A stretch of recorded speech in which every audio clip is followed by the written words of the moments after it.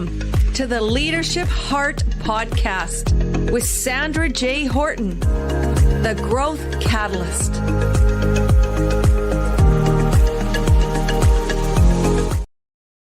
Well, welcome everyone. Welcome to the Leadership Heart Podcast, the show where bold innovation meets conscious leadership. I am your host, Sandra J. Horton, and I believe that leadership is not about titles. It's about impact, intention, and courage to serve others.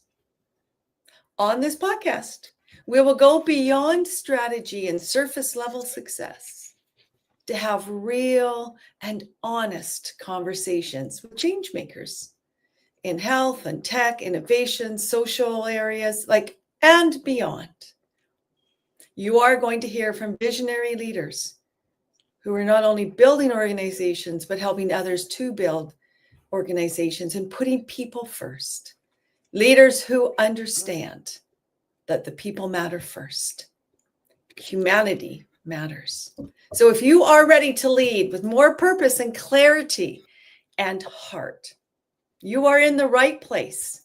So let's dive in. I'm going to bring up our esteemed, wonderful guest. Here we go. Our beautiful coach, Ibrahim Al Obaidy, all the way from beautiful Saudi Arabia. Welcome, Coach. Thank you, Coach Ibrahim. I'm going to introduce you just for a few moments, and welcome to those who are listening to us live. In the chat, please put where you're coming in from, your name, and I'm going to make sure that I'm following on the comments if I can. So today, Coach Ibrahim is not only, he's such a beautiful, amazing background. He's an ICF and PCC, EQI 2.0 and EQ 360. Kindred souls here, Ibrahim. He's I'm going to say this properly, Reina Trust Building, PQ-certified practitioner. And his vision, I have to read this because I really, truly love this vision, is to envision a world where people are devoted to supporting one another. They're living peacefully and prosperous lives and continually developing themselves to become the best versions of themselves. And truly, his mission is around self-discipline, guided by faith and principles. But the interesting piece about Coach Ibrahim, which I love, is that he's also a retiree who has over 36 years of service with a BSc in mechanical engineering. Think about that. He has a beautiful, logical mind, but a heart-centered approach from the University of Arizona in the USA. Again, Ibrahim is a certified coach, and he understands how to help people to change. So drawing on his expertise in EQ and positive intelligence, very powerful words here, Ibrahim, trust building, he helps leaders and organizations to develop, to get clear, to envision and achieve the best versions of themselves. Because I love this. There's so much more I could say, but together we grow. What a beautiful way to start us off. Thank you for joining me from the global Canada all the way to your beautiful country. Thank you for coming to the Leadership Heart Podcast. Thank you. Thank you, Ibrahim. Sandra. Thank you. Appreciate it. And on the Leadership Heart Podcast, we really focus at looking at self and looking through change. So I'm going to dive in with Ibrahim about the lens from an HR perspective, about self-discovery. So in your journey, Ibrahim, let's just jump right in. From being an engineer to a certified coach, those are two different ways of being and ways of interacting with the world and bringing your gifts to the world. Can you help us understand what self-discovery moments really transformed how you lead and help others lead? Let's dive into that one just to start. It's a big question, I know. It is a big question, and I love that question, really. And when I thought about that, when I am thinking about that, as you are saying it, I really thought about two things: the engineering mindset and the coaching mindset. And the engineering mindset is trained us to be technical, analyzing, problem solving. On the other hand, the coaching invite us to focus on human side, which is emotions, values, and aspiration, and also their potential. It's not about fixing people. It's more about helping people to become the best version of themselves on the long run, and they thrive. This is a huge, really is a huge paradigm shift for me when I worked or when I transferred from engineering to the coaching. It doesn't only have that mindset about how do I lead people. It is how do I understand myself, really, and how do I understand people so that I can, get into their heart, sort of. So this is the Powerful. way. I This want to is the stop way. there just for a second for him, because I think that's really, really powerful. Because what I just heard there is fundamental, is that you have to know yourself to then be able to lead things. So can we dive into that? Like, how did you go in? Like, what started to emerge in your self to go from engineering to coaching? Like that's a huge change. Like, what happened? Like, how did you feel it? I would be most interesting. I love that coaching question, actually. It's a more working question. Love it.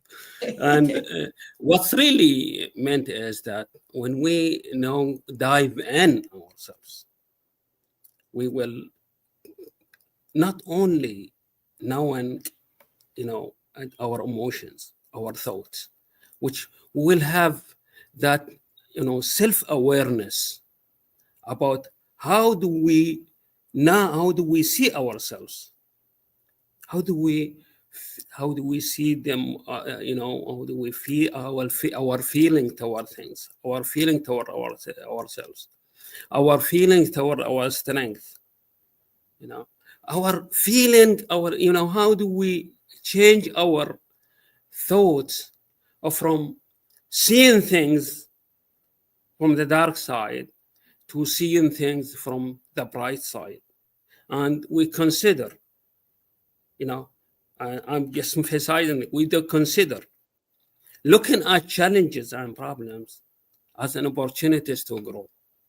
And once we go and do this with ourselves, that will radiate into our clients when we coach clients.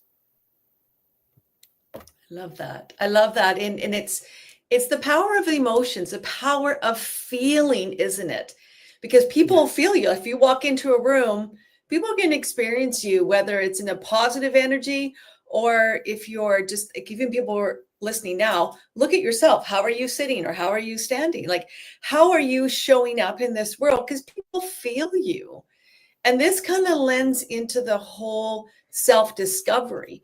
If we can even take a focused intention just to stop right now and look at ourselves and then journal. What am I feeling? What am I experiencing? What am I seeing?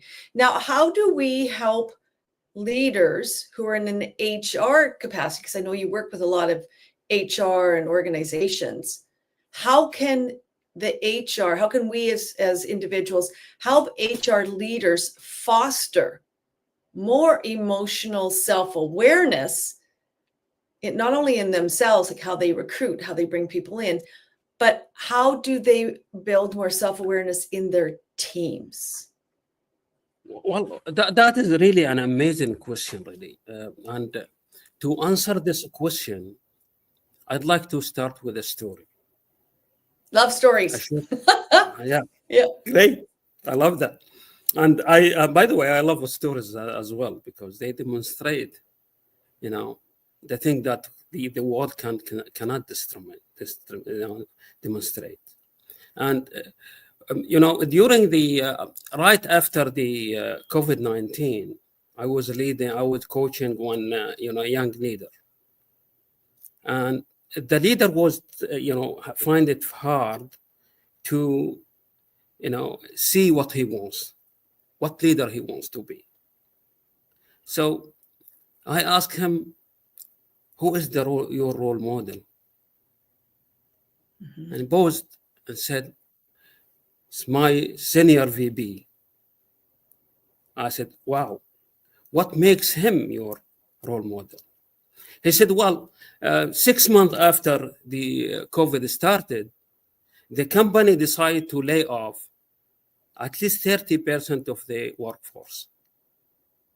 At that time, he was a manager. He said he was my direct manager. And that direct manager refused and said, what do you want? He asked the, top management. We want you to, have that continuous profit. He said, I will give it to you. And he went back he said he came back to us. Transparently, he talked to us about what happened. And he asked us, okay, we are in it together. So I want you to help me so that I don't lay anybody from you. Wow. Okay. Yeah. And you know what? The result is that the department gets, the same, if not more than, profit that they got. And he laid only those few people who did not, keep their promise. So this is the story of how we show up as leaders. And I'll always say that we don't normally work for a company. We work for the boss that he, on the chair. So if he knows how to get into our hearts, that's where he will succeed. I love that. Wow, that's such a powerful, analogy. Anyone can resonate with that moment of having that great leader who chose a different way to engage everyone, to say transparently, I'm in this situation. I'm either going to lay off everyone or we're going to have to find a new way to make it work. And I think that's the key right now, particularly there's so much change that's happening. And we know as we become more conscious, as we're learning about ourselves, I just want to kind of just stop a little bit about this whole self-discovery and understanding, like self-awareness. What is that self-awareness? Great. What a great questions really you ask. Now, yes, I think self-awareness is to know about your emotions, your motives, your thoughts, and the triggers of those thoughts and emotions, and how do these thoughts and emotions affecting you. So the triggers of the emotion, thoughts and emotions, and those thoughts and emotions, how do they, affect you, affect others, and affect the environment around you. And that's really important. The reason I wanted to kind of just stop there and get your expert opinion as, as an EQ practitioner. And it's interesting because I don't know if you've had that experience, but when we're working with individuals or teams and we're doing, emotional intelligence, many people don't understand what self-awareness actually is. They say, oh, I think I have a construct. I think I know what it is. But in the inner, deeper part of ourselves, how we're able to stop and respond, not react, I think is critical, especially in this day and age with this rapid change, because you've worked in diverse areas and industries. And I would say some of the stories you could probably tell from the oil and gas to medicine would be completely different, right? But that ability to have emotional intelligence, that self-awareness is only one key of it, is really important. So can you share with us, what role do you feel that emotional intelligence overall plays in preparing leaders for these cultural and technology transformations that are happening right now? Well, first of all, when we come to what role does emotional intelligence plays, we need to think about these 4 domains of emotional intelligence. The first domain, as you know, is self-awareness, and that will help the leader, as we said, help the leaders to know himself, not from the surface level, but knows what are the emotions that he have that are really either pushing him forward and also pushing others forward, or dragging him outside. And he wants to see also, he knows his strength, and he knows his as well as his areas for development. So this is very important for the leaders. The other domain is self-regulation, and this will help the leader to pause and just think about what is he going to say or do, and how will that affect what he is going to say or do on him or in others. So he will restrain, he will hold himself and examine the whole situation, the whole area around him before he talks or before he acts. And the third domain is the social awareness. He will know the people around him. How do they feel? And what they come from? What are their motives? Okay. And also what those motives might trigger them to do. And as I was talking, when I just remember the positive intelligence. Right. Okay, which I really, one of the thing that I love about positive intelligence is that it helps us to pause for just 10 seconds, and just before we say anything, and just take that deep breath, which will bring you down, will help you to calm down, okay, and examine the thing. And the fourth thing, or the fourth domain is, this is the relationship. Yeah. Okay, the relationship that will bring all of this together.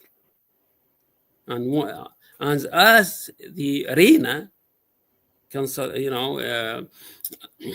Dennis and Michelle Reina said in their book about trust, is that all the business is conducted through relationships, and the trust is the bridge between good relationships. So I love the that. trust builds the trust between business needs for outcome and human needs for connection. Powerful. And this Hope everyone's taking that in, because I just want to stop for a second, because I think that's really important that people understand and go back and listen to this. When we post this, that was a key point, Ibrahim, is about that importance. And it's that pattern interrupt, the ability to stop and observe before we respond versus reacting. So I want to welcome and thank everyone who's here today. Thank you for joining. Thanks to Mike coming in from Nairobi in Kenya. That's so wonderful. Thank you so much for bringing the youth there as well, because these are important things that we're talking about, emotional intelligence. And Coach Ibrahim has just gone through some of the areas that are critical to emotional intelligence, and especially in the age of AI. I mean, EQ is the driver. That's the differentiator. And so, Coach, with all the work that you've been doing, what are some of the patterns that you've observed that indicate whether a leader is truly ready for change? Because this is a powerful question. It is. And I would definitely say that if a leader is, is ready to change, is the leader that really applies the emotional intelligence, and demonstrate this, not only to learn it, but also to discipline himself to practice these four domains. Because as we said, if that leader knows himself very well and knows his strength and areas for development, and knows also how to navigate between all of these, okay, and utilize this awareness in addition to his awareness with other people, this is where he really is ready to change, to adapt. And this is one of, as you know, one of the skills for emotional intelligence in the EQI 2.0 is the adaptation, to adapt the environment, to adapt with the people who are around you. Yes. And this is where people can not only grow, but also help people to grow. I love that. And Ibrahim, one of the things that kind of comes up to me is when I'm reflecting on what you're saying, some of the derailers. And a lot of people aren't aware what those derailers are in emotional intelligence, your impulse control.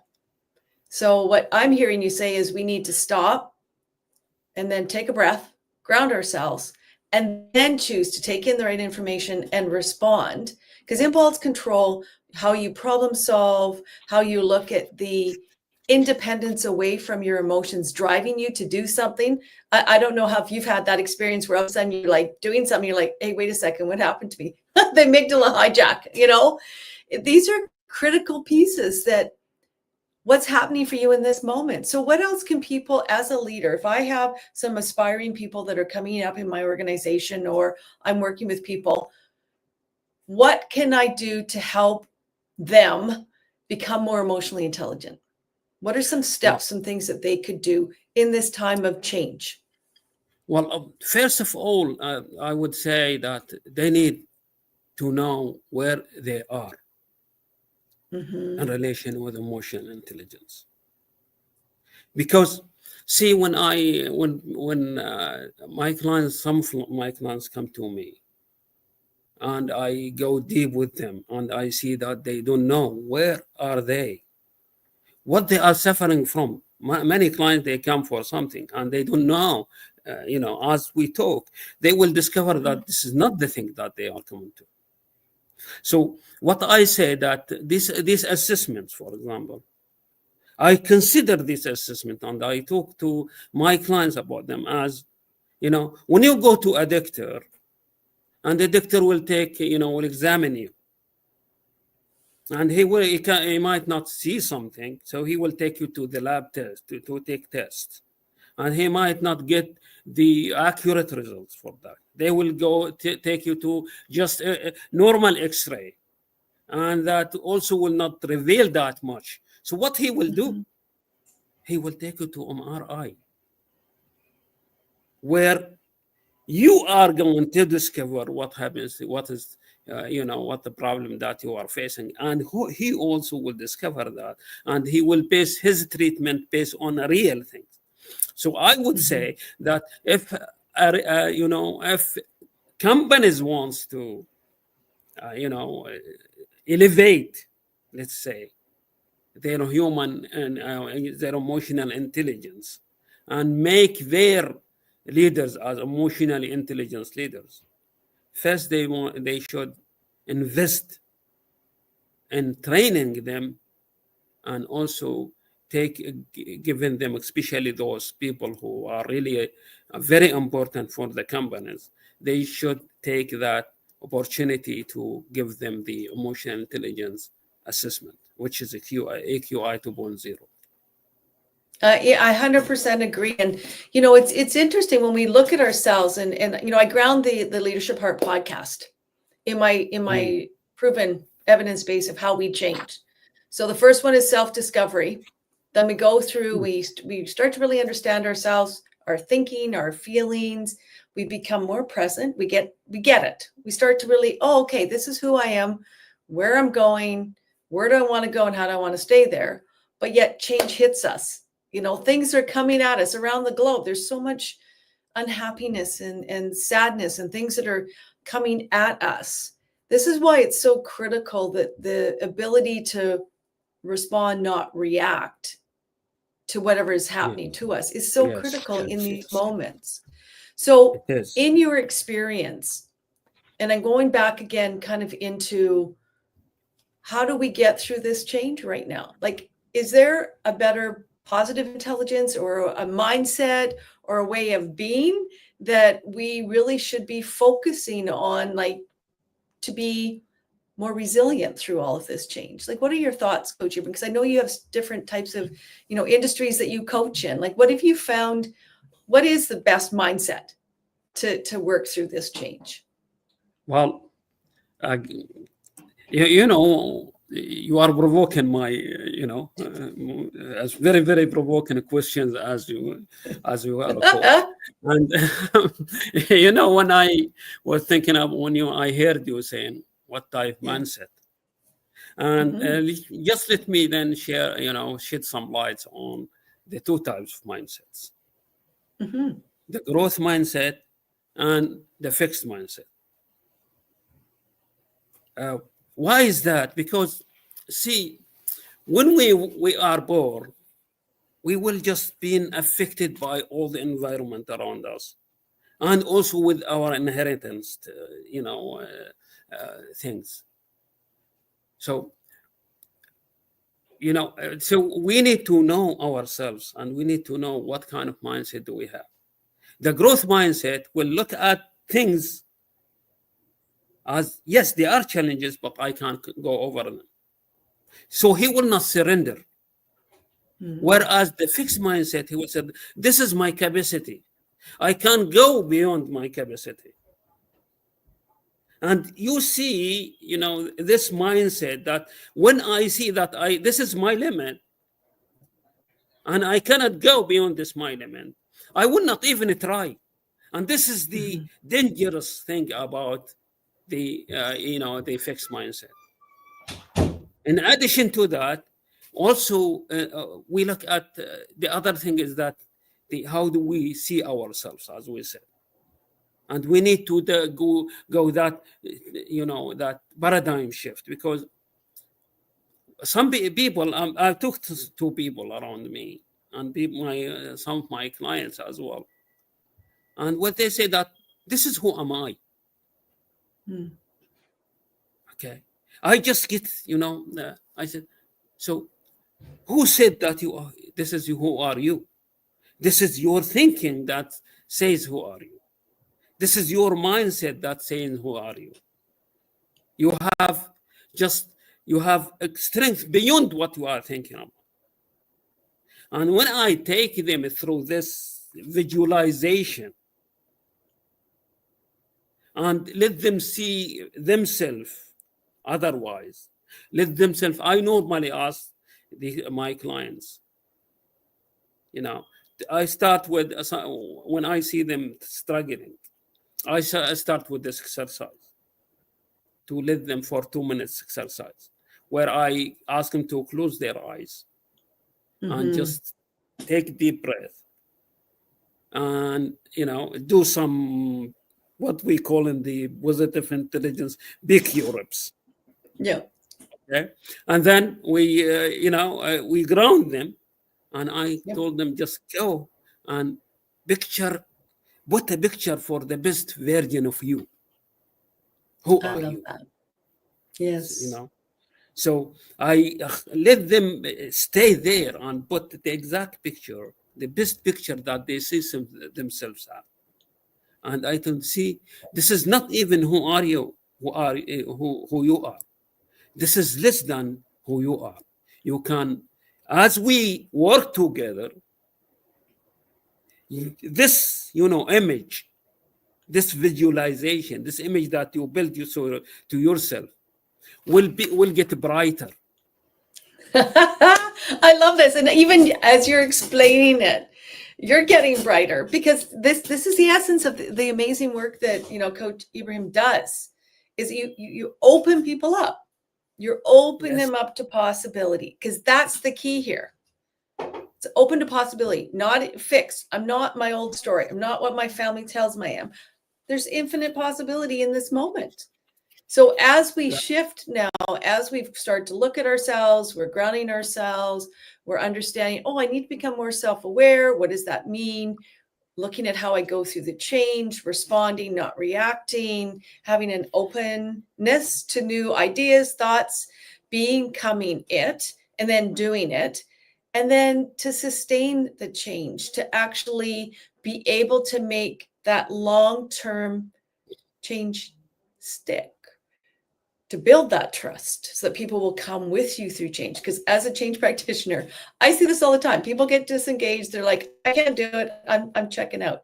How can people in the organizations you've been working with, how have you been able to help them bring emotional intelligence to help create long-term trust within teams that really helps sustain any kind of change, any change that they're looking to implement? I think this is a critical piece. I think, I just, because you see my face getting slim a little bit, because because I have this experience with my clients, which is inconsistency. Okay.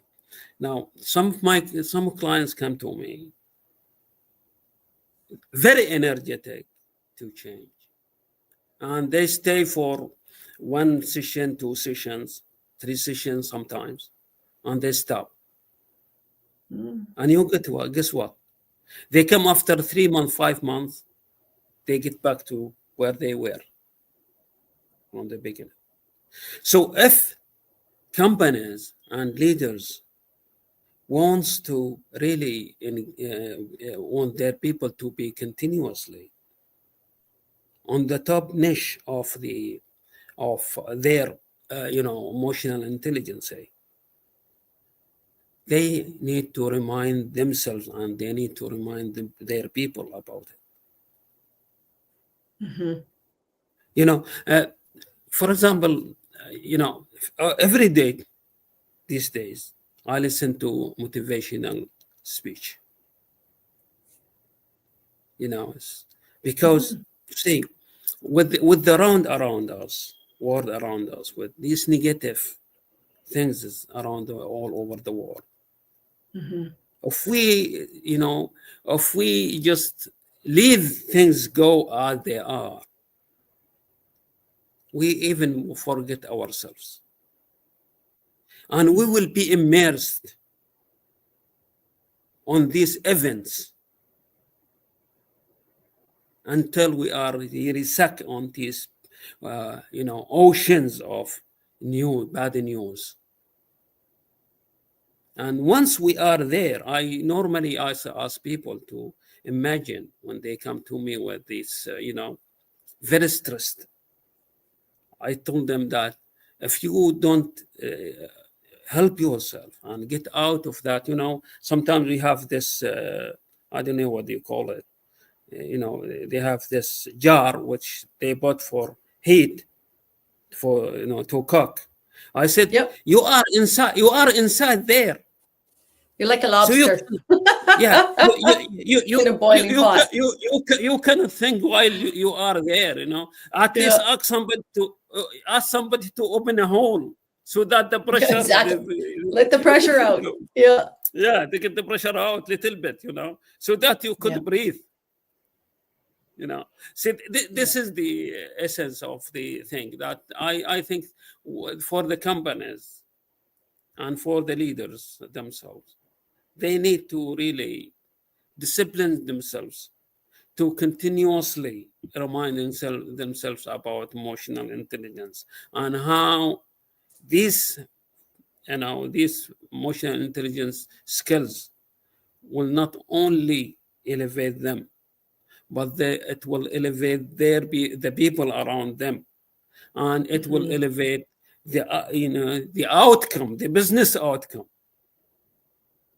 It's because so they true, and will. especially in this tech world too, Coach Ibrahim, is that, so much is changing right now. And, we've talked about this on the Mega Global Hub and the summit we just had, about how emotional intelligent leaders truly will be leading the change, and the differentiator will be emotional intelligence. So let's look at that. Like, we've talked a little bit about the self-awareness, but there's different aspects as well to emotional intelligence. And I just wanted to try something here. If I can just do a quick change, if I'm able to do this. Let's see if I can do this. Okay, now if I go like this, let's see if I can have this displayed. I'm not sure this is going to work, so I'm just trying this live, everyone. Oh, not working. Let's try this. See. There we Oh go. yeah, okay. I love this. There we go. So, Coach, let's quickly go through this, because I think this is an important aspect for people to walk away. I know we're getting close to the end on this, but because emotional intelligence is so critical, can you take Yeah. us through kind of like why is this assessment so important, and what the aspects of EQI? Yes. What I love about this, Sandra, is that it covers the whole spectrum of the human being. Mm-hmm. It covers, first of all, the self perception, is how do we see ourselves really. So in the depth, in the deep uh, essence of ourselves. So it talks about self regard, which is we know our strength and areas for development, and we self actualization. It's how we really thrive to improve ourselves, and emotional self awareness, which this is I normally take it and explain it to my clients, is that this is comes into four levels. The first level is that the emotions that you have, and the second level is the triggers of those emotions that you have, and the third level is how the effect of these emotions on yourself, and the fourth is how to handle these emotions. So this is the self-perception. Now the self-expression is to express yourself either verbally or non-verbally. An emotional expression is to express yourself. Now assertiveness, the assertiveness is different than in this model. As this, if you imagine a line from aggressiveness and passiveness, okay, and you drew that line, in the middle of the line is the assertive. So you express yourself, you express your values, okay, your ethics, okay, but you make sure that when you express these values and ethics, that expression does not harm you Mm-hmm. or harm others, okay.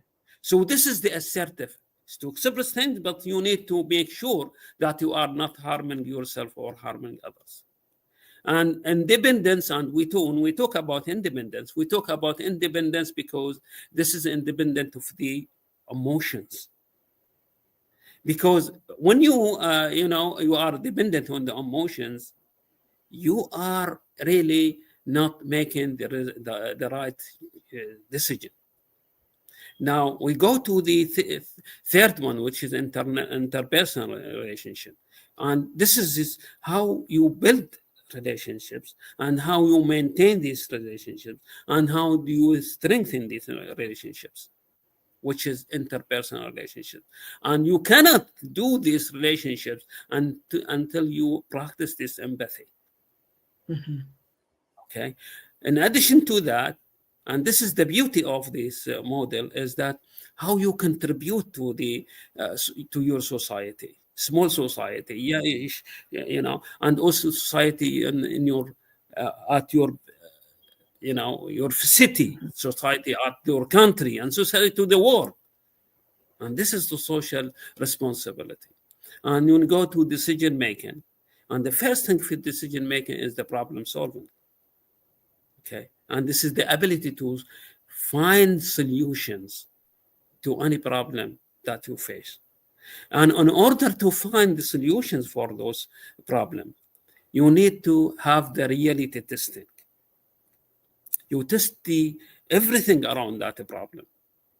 And in order to be able to see things from all sides, you need to use that great skill that we were talking about, to impulse control. And I just would like to, share with you one quote from one of our religious, scholars, which is Imam Ali. Okay, he said, "Your primary battlefield lies within yourself. If you conquer it, you shall conquer everything else. Otherwise, you will be powerless before any other struggle. Therefore, strive to prevail in this inner battle first." So, in order for you oh, you go ahead. No, that's just so beautiful and powerful. I'm just echoing it. Powerful. Yeah. So, in order for you to do all of this, you need to have that pause. You need to have that impulse control. Okay. And I use, there's one thing that I created. This is a long time ago. I said T2TT. Okay. I just remind myself, because I'm so impulsive. So I put this I don't know, abbreviation to remind myself. So take this T2TT. I mean, take 2 seconds to think before you act. I'm asking all those audience and all those who are going to hear me is just to take 2 seconds before they act, before they say anything. That 2 seconds would give them that self-awareness that we are talking about. Okay, and then we'll go to the fifth one, which is stress management. We talked about flexibility before, and how flexible we are. In the situations that when we go to another place, when we are in very stressed place, we need to be flexible. We need to calm down. And this is what gives us the stress tolerance. Okay, so how much we really can adapt with the stress. We know the stress. We don't let stress to take over. Okay, and this is the optimization. We look at the future as brightness. And all of these 15 skills are really affected by our well-being. And also our well-being are affected by them. And affects our performance as well. And also emotional and social functioning. And I normally, when anyone comes to me to take to take this assessment, I told him, don't take it while you are tired. Exactly. Don't do it with this. I agree. Or you are stressed, because if you do that, your status will affect the results. And it's so true, and thank you, Coach Ibrahim. The reason we could share that is because we're both certified EQI practitioners. And so I just use that for one of my slide decks from Multi-Health Systems. And it is a powerful tool. So if this is you, if you are wanting to understand your leadership potential, you're wanting to understand some of the derailers that may be holding you back, and you're like, I can't just figure this out. Like, reach out. to Coach Ibrahim, reach out to myself, reach out to whoever you can, particularly for this EQI assessment. It is foundational to take you to the next level. Because as you've heard today, we're going to wrap up things here pretty quickly. The importance is to know yourself. Start in that self-discovery, learn how you're going through change, adaptability, all these pieces work together. And then ultimately, where are you going? Sustainable impact and legacy. So in summary, Coach Ibrahim, I can't believe we're already 45 minutes. I'm like, where did that go?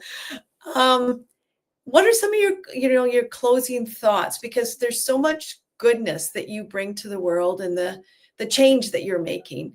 What are some of your closing remarks for my audience, whether you're live, and thank you for being here live, or listening to this podcast when we put it up on all the major podcast platforms? I love, that also to wrap up with. And one thing that I was thinking about is to, as you said, people need to know themselves first.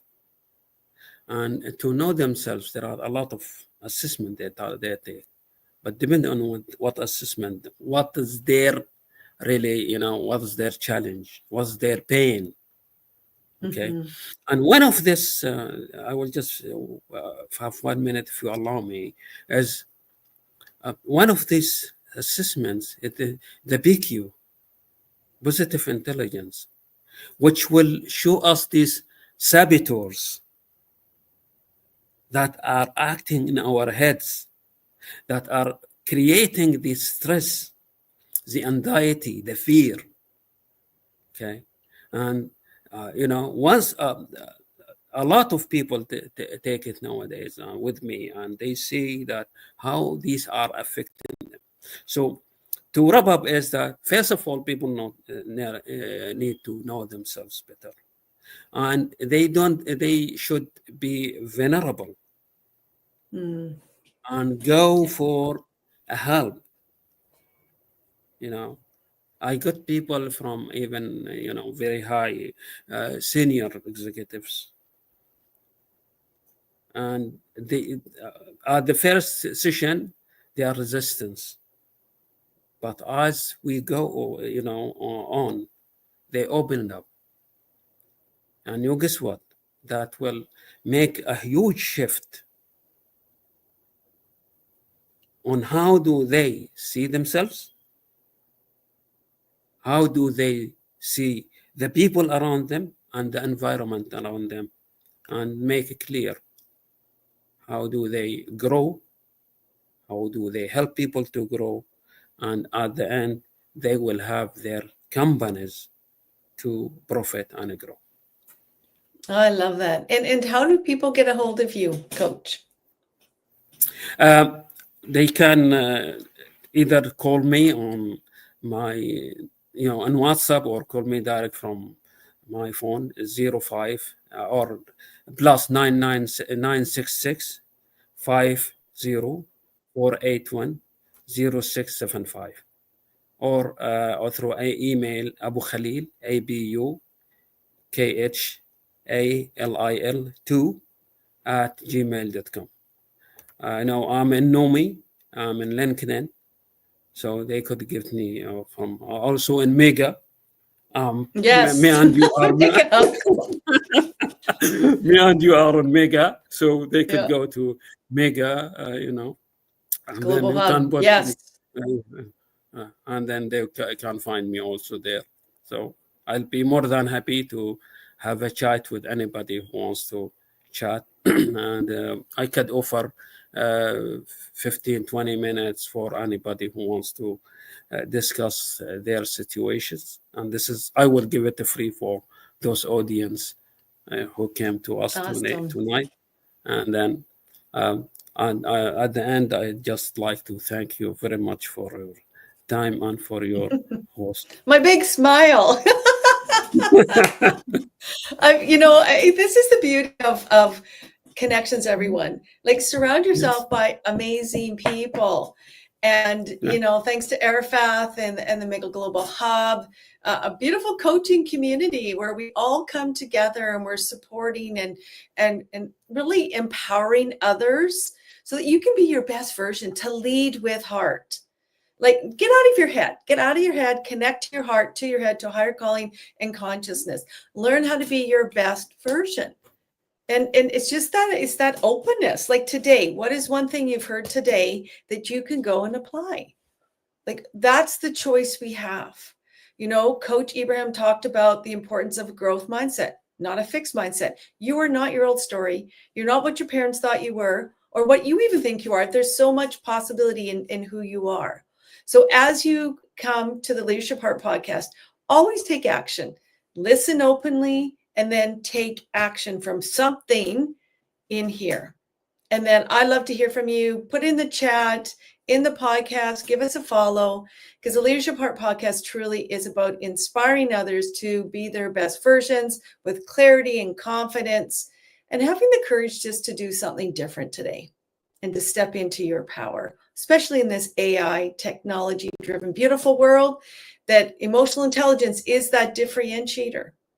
So learn about it. Come and join us. Reach out to Coach Ibrahim. Thank you so much, my friend. It has been my absolute pleasure to have you on the show. And I know there's so much more we can go and do again. I'm just going to put the outro, and then I'll come and chat with you in just a moment. Thanks, everyone. Appreciate your time today. Thanks, Coach.